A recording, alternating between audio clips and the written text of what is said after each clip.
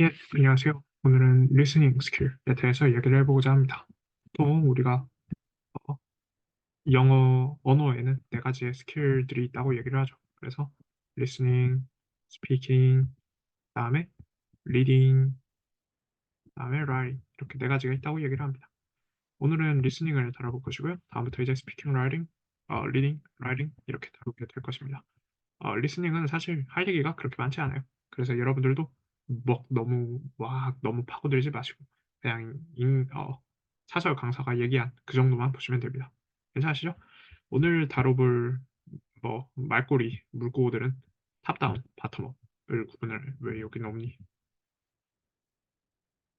탑다운과 바텀업의 특징에 대해서 잠깐 얘기를 할 것이고요. 그 다음에 리던던시, 말이 중복되는 것들에 대해서 설명을 할 것이고요. 마지막으로 딕토글로스에 대해서 얘기를 하면 시간이 될 것 같습니다. 시간이 끝날 것 같습니다. 그래요. 일단은 리스닝을 어떤 스킬로 구분을 하느냐, 혹은 리스닝 스킬이 어떤 스킬에 속하느냐, 아니면 리스닝 스킬을 어떤 스킬로 구분할 수 있느냐에 따라서 이런 분류들이 있습니다. 먼저 리셉티브 스킬과 프로덕티브 스킬이 존재를 합니다. 리셉티브 스킬이라는 것은 어, 리스닝과 리딩 두 가지의 리스닝과 리딩 두 가지의 스킬이 이제 리셉티브 스킬에 속하게 됩니다. 말 그대로 받아들인다라는 것이죠. 읽기를 통해서 우리가 정보를 받아들이고 듣기를 통해서 정보를 받아들이듯이 리셉티브 스킬이라는 것은 정보를 받아들이는 쪽에 있는 스킬이고요. 프로덕티브 스킬이라는 것은 정보를 만들어내는 정보라기보다 말을 만들어내는 스킬을 프로덕티브 스킬이라고 얘기를 하죠. 프로듀스하는. 그래서 스피킹과 라이팅 이런 것들이 프로덕티브 스킬에 속하게 됩니다. 기본적인 구분이지만 알고 계시길 바랍니다. 다음으로 participatory, non-participatory로 구분을 할 수도 있는데요. participatory라는 것은 의사소통 과정에 참여하느냐를 얘기를 하고요. non-participatory라는 것은 의사소통에 참여하지 못하게 되는 경우를 얘기를 하죠. 예를 들면 뭐가 있을까? 엿듣게 되는 경우 이런 것들은 non-participatory가 될 수가 있겠죠. 그리고 동영상 강의를 집에서 듣는 경우 이런 것들도 non-participatory가 될 수가 있겠고요. 괜찮으시죠? 이거는 굳이 외울 필요는 없습니다. 다음으로 interactional과 transactional의 구분이 있습니다. interactional 스킬 혹은 interactional listening, interactional reading, writing, speaking 이런 것들이 존재를 합니다. interactional이라는 것은 무슨 뜻이냐면 말 그대로 interaction, 상호작용입니다. 여기서 말하는 상호작용은 사회적 상호작용 아니면 인간관계, 간, 관계, informal 이런 특징이 존재를 하죠. 말 그대로 사회적인 관계를 유지하기 위해서 상대방과의 좋은 관계를 유지하기 위해서 하는 의사소통을 우리가 interactional 땡땡이라고 얘기를 하고요. transaction 혹은 transactional의 경우에는 거래죠, 거래. transactional 같은 경우에는 정보를 교환하기 위해서 쓰는 거. 요거는 상대적으로 포멀한 특징을 보여주게 되고요. 좀 더 딱딱한 그러한 모습을 보여주게 되죠. 그래서 인터랙셔널과 트랜잭셔널은 이미 임용고시에 한번 나왔지만 이미 임용고시에 한번 나왔고 이거 똑같은 거를 빈칸으로 내지는 못할 거예요. 다 설명을 주겠지만 인터랙셔널과 트랜잭셔널은 워낙 기본 개념이다 보니 알고 계시면 좋을 것 같습니다. 괜찮으시죠? 다음 기타 앞에서 participatory와 non-participatory를 얘기를 했는데 비슷한 개념으로 two-way negotiation 혹은 two-way communication과 one-way communication이 있죠. two-way는 의사소통을 그러니까 한 명은 듣고 한 명은 말하고 보통 의사소통을 할 때 한 명은 듣고 한 명은 말하잖아요. 이러한 관계가 뒤바뀔 수 있는 경우. 그러니까 서로 대화하는 경우를 생각을 할 수가 있겠죠. 원웨이 같은 경우에는 정보 전달이 한 방향으로만 가는 경우를 얘기를 합니다. 예를 들면 교수분들이 이제 학생들한테 강의를 하는 경우 이런 것들은 이제 원웨이가 되겠죠. 다음으로 reduced form 이러한 개념이 있는데 이 reduced form은 의사소통에서 자연스럽게 나올 수 있는 줄임말 같은 그런 말입니다. 그래서 kinda, sorta 이러한 개념들이 이제 reduced form이라고 얘기를 할 수가 있겠죠. 다음으로 clipped form이라는 개념도 있는데요. 이거는 사실은 형태론 그쪽 내용입니다. 형태론. 몰폴로지 그쪽 내용이고요. 클립드의 클립은 잘렸다라는 뜻입니다. 그래서 단어가 이렇게 있으면 리프리저레이터라는 단어가 있으면요. 리프리저레이터의 앞이랑 뒤를 잘라서 이걸 줄여서 프리지라고 얘기를 하지 않습니까? 아니면 바이시클 같은 경우에도 바이시클의 뒤를 잘라서 그냥 바이크라고 얘기를 하죠. 이런 것들을 클리핑이라고 얘기를 하는데요. 단어가 비슷하게 생겨서 그냥 가져와 봤습니다. 여러분들 알아서 공부하세요. 다음, 탑다운 어프로치와 바텀업 어프로치에 대해서 얘기를 해보도록 합시다. 탑다운이라는, 그래. 뭘 빼먹었는데. 어프로치라고 하기도 하지만 프로세싱이라고 얘기를 하기도 합니다. 이거는 제가 다 써드리겠습니다.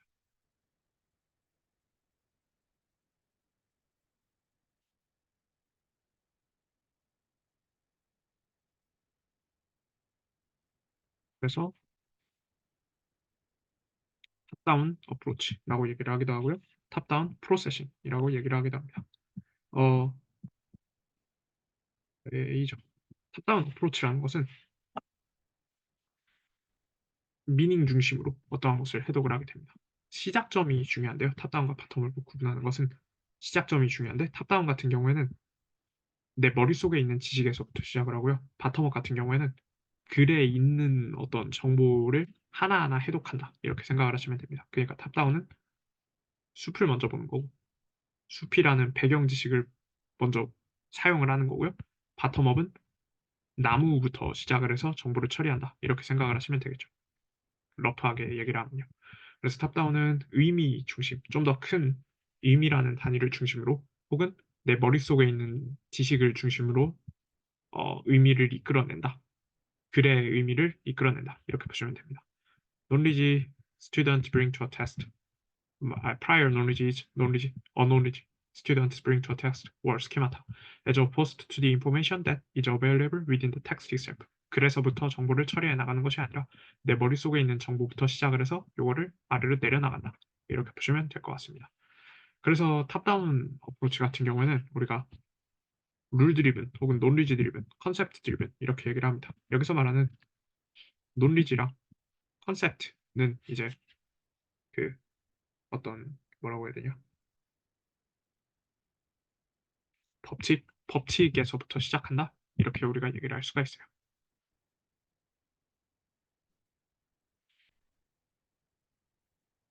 이 논리지 컨셉트 드리븐, 특히 컨셉트 드리븐이라는 말은 어,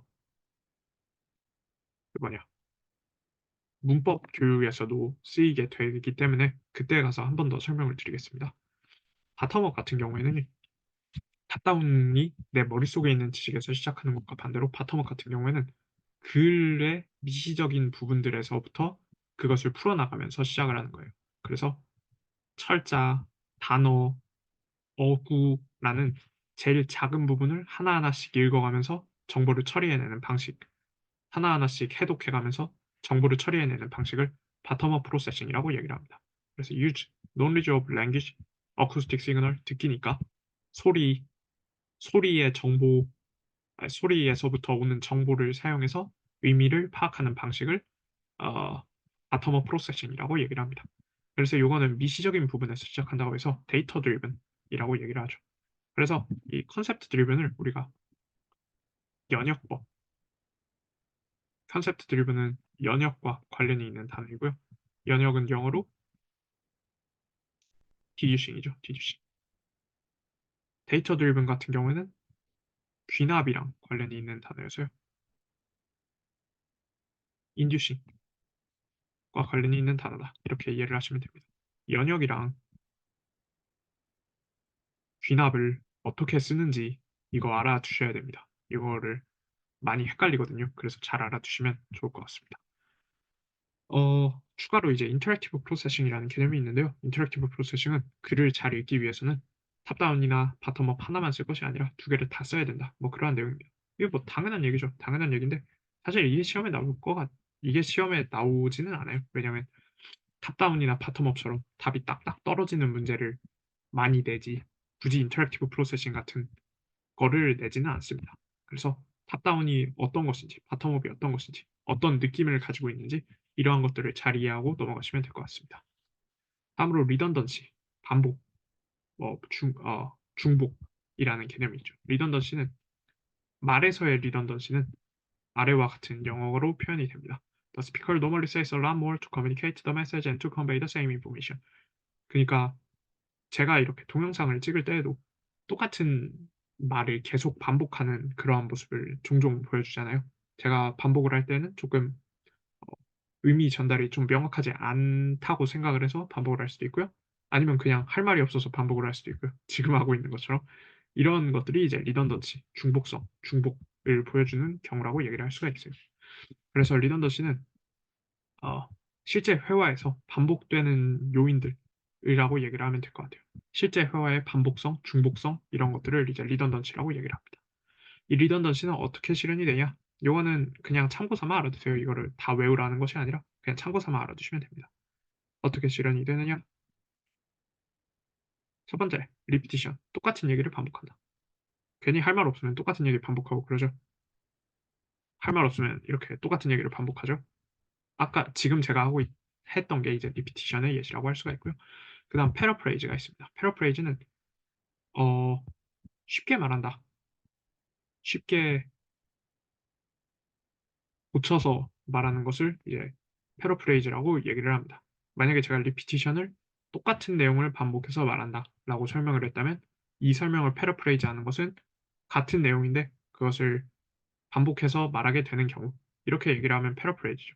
이거는 너무 저질이긴 한데 아무튼 그렇습니다.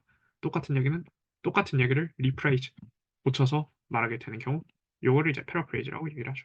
다음으로 addition that gives extra information 추가적인 정보를 제공하는 경우 추가적인 정보를 더해서 제공하는 경우 예를 들어서 제가 어 길을 가다가 이제 질문을 받았자고 칩시다.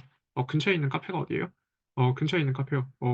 앞으로 가서 왼쪽으로 꺾어서 좀만 더 가시면 돼요." 이렇게 얘기를 했다고 칩시다. 근데 제가 나중에 생각해 보니까 이 정보가 좀 모자란 것 같은 거예요. 그래서 한 번 더 얘기를 합니다. 앞으로 가셔서 왼쪽으로 꺾어서 좀만 더 가시면 되는데 그 한 100 미터를 가시면 돼요. 이런 식으로 추가적인 정보를 더해서 얘기하게 되는 경우 이런 것들을 이제 이런 것들을 통해서도 중복성이 실현이 된다고 얘기를 할 수가 있고요. 다음으로 self correction 말하다가 내가 틀린 것 같으면 고치게 되는 경우 insertion 뭐 똑같은 내용이 아니더라도 뭔가 빼놓은 내용을 조금 더하는 경우 이런 것들도 리던던시를 실행할 수가 있죠. 그다음에 중요한 게 이제 elaboration이라는 개념입니다. elaboration은 그 어 패러프레이즈가 쉽게 말을 고치는 경우라면 일라보레이션은 쉽게 고치는 것이 아니라 난이도를 쉽게 하는 것이 아니라 더 많은 정보를 제공하는 거예요. 그래서 addition that gives extra information 추가적인 정보를 제공하는 요거랑 사실 같은 것이라고 보시면 됩니다. 비슷하다고 보실 수가 있겠죠. 일라보레이션은 그 습득론 강의할 때 한번 말씀을 드렸던 기억이 있어요. 그거를 참고를 하시면 될 것 같고요. 아무튼 굳이 말을 쉽게 하는 것이 아니라 추가적인 정보를 제공해서 좀 더 고차원적인 정보를 제공하는 것도 그 리던던시 중복성에 영향을 끼칠 수가 있다. 요 정도로 알아두시면 됩니다. 다음으로 필러가 있는데요. 필러는 사실 어 스피킹을 할 때 그때 한 번 더 말씀을 드릴 텐데 필러라는 것은 fill the gap of a silence by using the signal like 이렇게 우리가 얘기를 할 수가 있습니다. 예를 들어서 이제 제가 동영상으로 이렇게 동영상을 찍고 있는데 갑자기 설명할 내용이 생각이 안 나는 거예요. 그러면 제가 말을 멈추겠죠. 말을 멈추는 기간이 길어지면 길어질수록 굉장히 어색해지겠죠. 그래서 이러한 어색함을 풀기 위해서 자연스럽게 얘기를 할 때는 이런 표현들을 적재적소에 활용할 필요가 있겠죠. 그래서 이렇게 을 사용하는 것도 회화의 중복성에 영향을 끼칠 수가 있다. 이렇게 이해를 하시면 될 것 같습니다. 요거는 다시 한번 설명을 하겠습니다. 스피킹 할 때 fill in the gap of a silence by using the signal 이렇게 이해를 하시면 됩니다. 그래서 리던던시는 어 내용 이해에 도움을 줄 수도 있지만 오히려 내용 이해를 방해할 수도 있다. 이런 특징을 가지고 있어요. 이 특징을 잘 이해하시면 좋겠습니다. While it can compensate the gap 왜냐하면 추가적인 정보를 제공을 하니까 레이저 어디 갔어? 추가적인 정보를 제공을 할 수가 있으니까 이게 듣는 사람이 정보를 이해하는 데 도움을 줄 수도 있지만 it can hinder one's immersion about the story. 왜 저 사람 똑같은 얘기 계속 반복하는 거야. 뭔 말하는지 전혀 모르겠네. 이렇게 생각을 할 수도 있고요. 몰입을 방해할 수도 있고 and it can hinder one's understanding about the story. 저 사람 왜 똑같은 얘기 계속하지? 반복하지? 내가 방금 전에 들었던 얘기는 틀린 건가? 근데 방금 전에 들었던 얘기는 대체 뭐였지? 이렇게 내 이해를 내 이해를 도울 수도 있지만 내 이해를 방해할 수도 있다. 이런 두 가지의 장점도 존재하고 단점도 존재하는 게 이 리던던시다. 이렇게 이해를 하시면 될 것 같습니다. 다음 셀렉티브 리스닝. 셀렉티브 리스닝은 뭐 사실 제가 설명드릴 건 없습니다. 말 그대로 선택적으로 주의 집중해서 듣는 거죠. 요거 사실 정의 자체는 제가 설명을 드릴 게 없고요. 뭐 배경이나 TMI 정도만 설명을 드리도록 하겠습니다. 그래서 Selective Listening의 정의는 Runners did not understand every single word. 모든 단어를 기억을 할 필요는 없다. 그래서 Listen for what they need to know and ignore the irrelevant ideas. 중요하지 않은 내용들은 무시하고 알아야 되는 것만 주의를 기울이는 것. 주의를 기울여서 듣는 것. 이런 것들이 이제 Selective Listening이죠. Focusing on everything is useless and ineffective. 왜냐면 모든 것에 주의를 기울이는 것은 비효율적이니까. 이 비율이라는 게 중요합니다. 반 패튼이라는 사람이 인풋 프로세싱 얘기한 그 반 패튼이라는 사람이 이 셀렉티브 리스닝에 대해서 얘기를 한 적이 있는데요. 그 모든 것에 주의를 기울일 필요는 없다. 왜냐면 우리의 작업 기억은 워킹 메모리는 용량이 제한되어 있기 때문이다. 그래서 용량이 제한되어 있기 때문에 모든 것에 주의를 기울이다 보면 이 작업 기억이 가득 차다 못해 펑 터지게 될 것이다. 터진다고 얘기를 하진 않습니다. 터지지도 않고요. 작업 기억이 용량이 제한되어 있다 보니까 모든 말에 주의를 기울이면 안 된다. 우리는 중요한 내용에만 주의를 기울여야 된다. 대충 이런 얘기를 합니다. 어, 컴퓨터는 작업 기억의 용량이 제한되어 있다 보니까 우리가 폼이랑 미닝에 동시에 주의를 기울일 수 없다고 얘기를 하죠. 이거는 진짜 TMI예요. 이거는 나중에 문법 할 때 그때 다시 설명을 드리겠습니다. 폼이랑 미닝에 동시에 주의를 기울일 수 없다 보니까 성공적인 의사소통을 위해서는 폼보다는 미닝에 주의를 기울이게 된다. 이렇게 얘기를 합니다.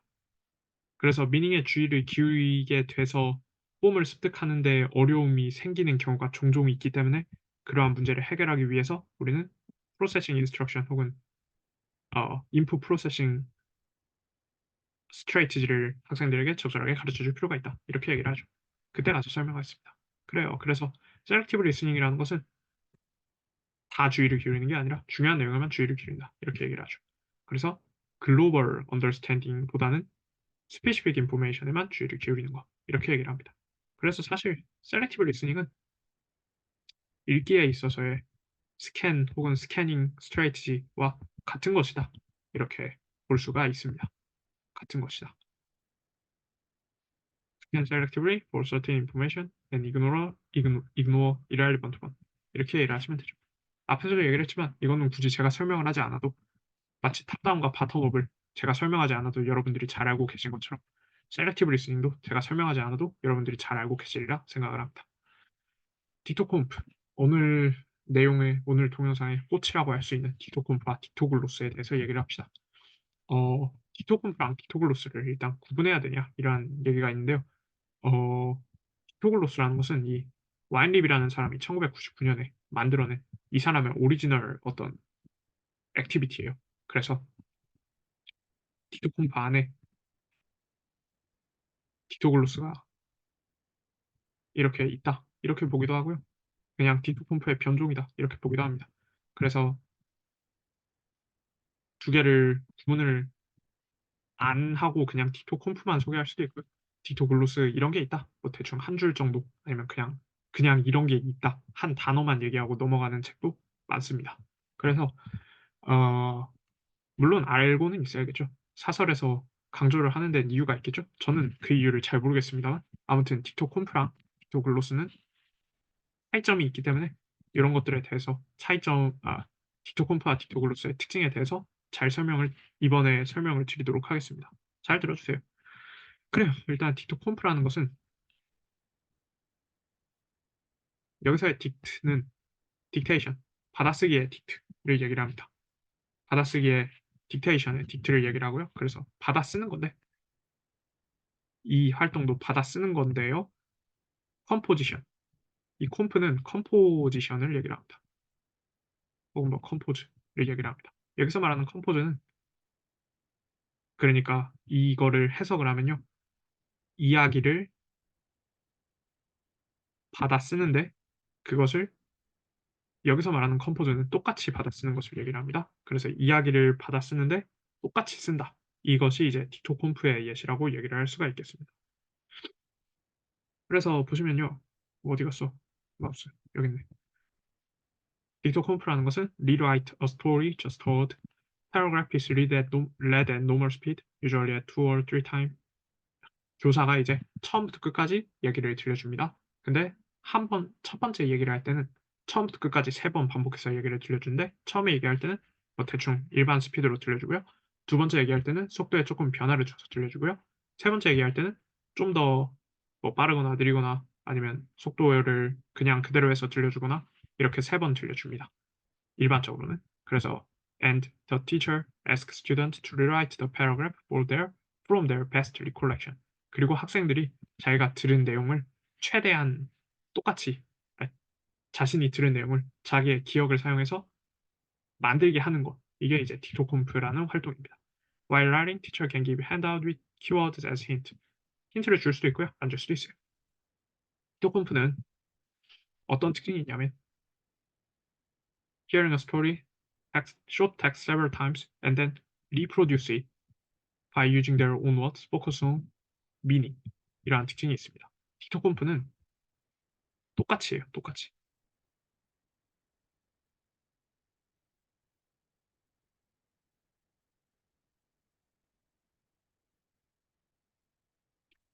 교사가 얘기해준 스토리를 똑같이 만드는 것이 딕토콤프입니다. 교사가 얘기해준 스토리를 똑같이 나중에 똑같이 받아 쓰는 것. 이게 이제 딕토콤프라고 얘기를 할 수가 있어요. 무슨 말인지 아시겠죠? 똑같이 받아 쓰다 보니까 이 활동은 스토리의 미닝에 초점이 가게 되고요. 왜냐하면 이야기를 기억해야 되잖아. 그래서 미닝에 초점이 가게 됩니다. 이야기를 기억해야 하기 때문에. 그리고 기억한 이야기를 똑같이 받아 쓴다. 이게 이제 딕토콤프라는 활동입니다. 그럼 딕토글로스는 뭐야?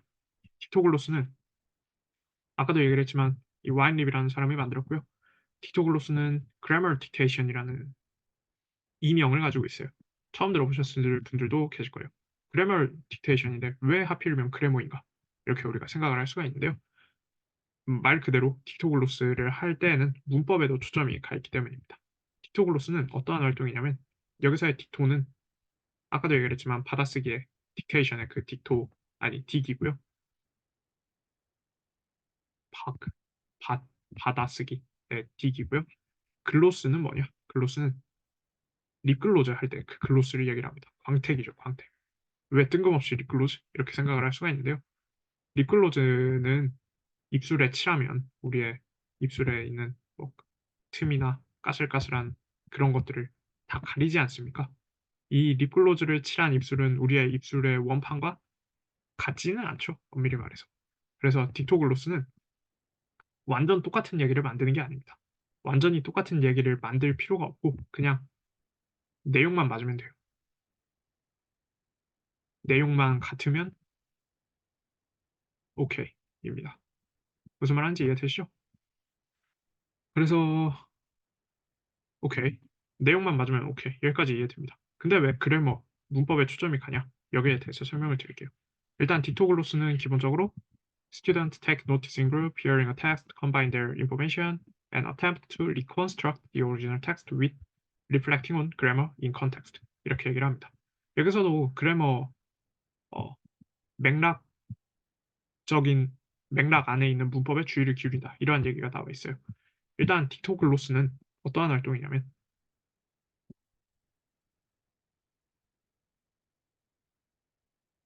combine their information. 학생들이 서로 그 자기가 들은 내용에 대해서 토론을 할 수가 있습니다. 학생들이 자기가 들은 내용을 토론을 할 수가 있는데요. 토론을 한다는 건 미닝 네고시에이션이죠. 대화를 한다는 것이고요. 그렇게 토론하고 대화하고 미닝 네고시에이션을 하는 과정에서 당연히 미닝에는 초점이 가겠죠. 여기까지는 이해되시죠? 여기까지는 괜찮아요. 근데 왜 문법에도 초점이 가느냐? 아까도 얘기를 했지만 그 딕토글로스랑 딕토콤프는 완전 똑같이 만드는 것을 목표로 합니다. 예를 들어서 완전 똑같이 만드는 것을 목표로 하고 딕토글로스는 똑같이 만들 필요가 없고 내용만 맞으면 오케이예요. 예를 들어서 제가 James go to the school with Jimmy 이러한 문장을 제시를 했다고 쳐봅시다. James goes to school with Jimmy 이렇게 얘기를 했다고 합시다. 그러면 딕토콤프는 James go to the school with Jimmy, James go to the school with Jimmy, James go to the school with Jimmy 이거를 학생이 기억을 해서 나중에 James go to the school with Jimmy를 똑같이 만들어야 돼요. 똑같이. 딕토글로스는 똑같을 필요가 없어요. 아까 뭐였냐? James goes to the school with Jimmy를 똑같이 만들 필요는 없어요. 그래서 이게 변할 수가 있습니다. 야, 생각해보니까 제임스가 학교 간 것 같은데 누가 더 있었던 것 같은데? 지미였나? 아닌가? 존이었나? 뭐 대충 이런 얘기를 하게 됩니다. 아니야, 지미였던 것 같아. 아, 그래? 그러면 제임스 and 지미 go to the school 이렇게 문장을 만들게 되겠죠.